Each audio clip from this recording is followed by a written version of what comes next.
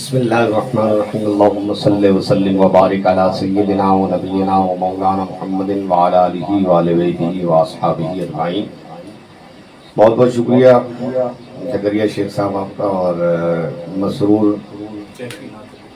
نعت اکیڈمی، مسرور کیفی نعت اکیڈمی کے تمام عہدیداران، ذمہ داران کا بھی بہت بہت شکریہ۔ عہد نبوی صلی اللہ تعالیٰ علیہ وسلم کی میں نعت خوانی، تو ظاہر مجھ سے قبل گفتگو ہو چکی ہوگی کہ نعت خوانی تو ایک ایسا شعبہ ہے کہ جس کی ابتدا خالق کائنات نے فرمائی، اور اگر غور کیا جائے تو اللہ تبارک و تعالیٰ نے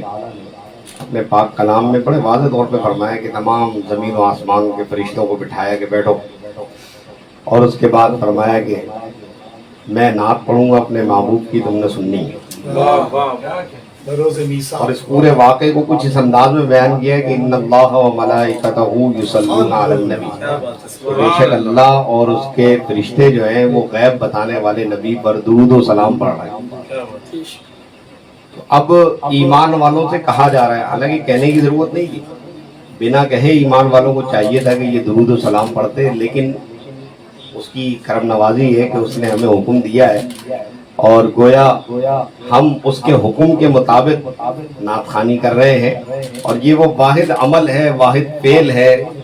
کہ جس میں بندہ اور بندے کا معبود دونوں مشترک ہو جاتے ہیں۔ اس میں شرک کر سکتے ہیں، اشتراکیت ہے یہ۔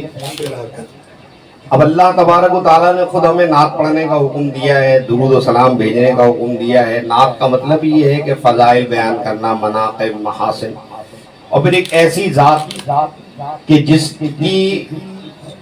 خود بنفس نفیس کہنا چاہیے کہ وہ خود خصائل و شمائل اور محامد کی ابتدا ہے۔ جب بھی ہم کسی حسین خصلت کی بات کریں گے تو ابتدا انہی سے ہوگی،